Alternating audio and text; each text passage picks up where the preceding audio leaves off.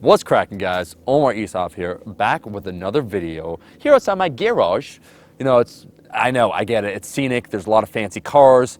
Else, do me a favor, because I want people to focus, just edit out every single car in the back. No problem. Yeah, just to make sure that people focus not on the luxurious cars, but on the information, because we're dropping science here. Thanks, bro, I appreciate you. But what I was going to say, we're dropping science because we're talking about muscle building. What's more important, the concentric portion of the lift or the eccentric portion? And the quick summary, if you guys are like, damn man, I don't got 5 minutes, because guess what? I'm going to make this a 5-minute or less video, giving you guys the science in as little time as possible while keeping all the information. The quick summary would be, a lot of us, myself included, stand to use the eccentric portion a little bit more. We're missing out on some gains. But let's break this down. So first, what is the concentric portion of the lift? That is when you're lifting the weight off of your chest on the bench press, on the squat coming out of the hole, or on the deadlift, lifting the weight off of the ground. People call it the harder portion, right? The concentric portion. Okay, the eccentric, sometimes called the negative or the lowering portion, it's on the deadlift when you lower the weight back down. On the squat, when you descend into the hole. On the bench press, when you lower the bar to your chest. That's the eccentric portion. Now, they do operate a little differently, the concentric versus the eccentric. A lot of sports, such as, let's say, weightlifting, they focus almost exclusively, I should say, on the concentric portion, on being as explosive as possible, because power is paramount. You want, when you do the jerk, to be as fast as possible. That's all concentric.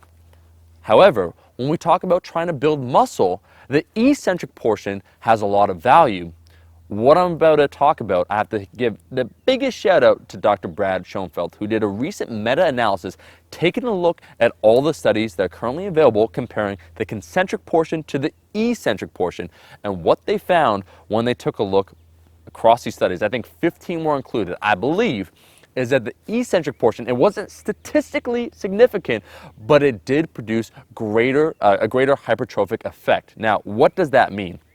Again, it wasn't statistically significant, but if we look at the percentages, I think it was across the board, something like 10.6 or 8% for 6 point something percent for the concentric, is that when we talk about building muscle, the lowering portion really does matter. And for a lot of us out there, we do AMRAPs, we're trying to be explosive because we want to get stronger, and power, which is a function of the force, acceleration, mass, force equals mass times acceleration. The power, so how fast we're lifting the weight, does matter if we want to get stronger.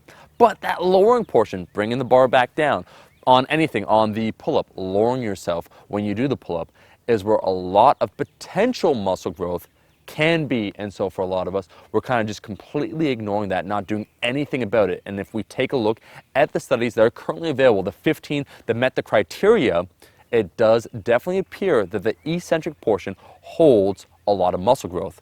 One big thing to note when we talk about taking a look at these studies is that when it comes to muscle growth, the loads weren't equated. And what I mean by that is that the eccentric portion, the lowering, you can lower with more weight than you can lift. Think about it. If I asked you just to do a slow negative with 500 pounds, you could do that more easily than exploding out of the hole with 500 pounds. So you can increase the load.